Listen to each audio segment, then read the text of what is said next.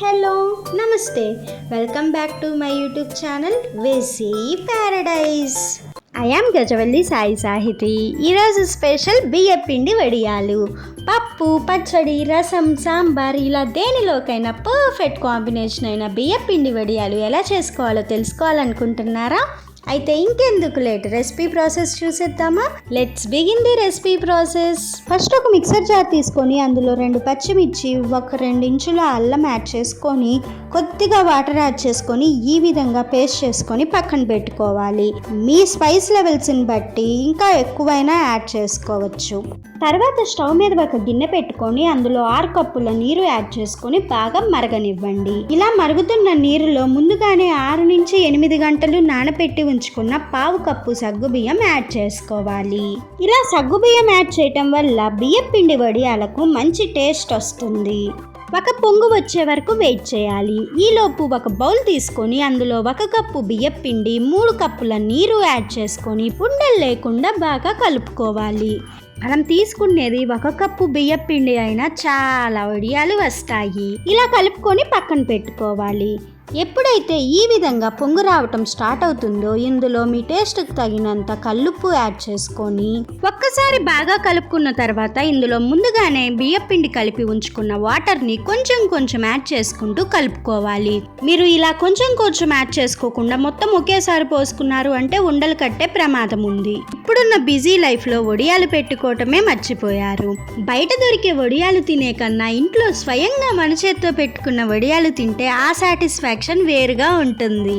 So మధ్య మధ్యలో కలుపుకుంటూ బియ్యపిండిని మీడియం టు హై ఫ్లేమ్ మీద 10 మినిట్స్ ఉడకనివ్వాలి. 10 మినిట్స్ తర్వాత చూడటానికి ఈ విధంగా ఉంటుంది. ఇప్పుడు ఇందులో ముందుగానే రెడీ చేసి పక్కన పెట్టుకున్న పచ్చిమిర్చి పేస్ట్ యాడ్ చేసుకొని మొత్తాన్ని బాగా కలుపుకోవాలి. ఈ విధంగా బాగా మిక్స్ చేసుకున్న తర్వాత ఇందులో 1 టీ స్పూన్ జీలకర్ర, 1 టీ స్పూన్ వాము యాడ్ చేసుకొని మరొక్కసారి బాగా కలుపుకోవాలి. వన్స్ మొత్తం మిక్స్ అయిపోయిన తర్వాత మరొక 2 మినిట్స్ లో ఫ్లేమ్ మీద మిక్స్ చేసుకుంటూ ఉడికించుకున్నాము అంటే వడియాల కోసం పిండి రెడీ అయిపోయినట్లే. స్టవ్ ఆఫ్ చేసుకొని గోరువెచ్చగా అయ్యే వరకు వెయిట్ చేయాలి. తర్వాత ఏదైనా ఒక కవర్ కానీ క్లాత్ కానీ తీసుకొని శుభ్రంగా వాష్ చేసుకొని దాని మీద మనం వడియాలను పెట్టుకోవాలి.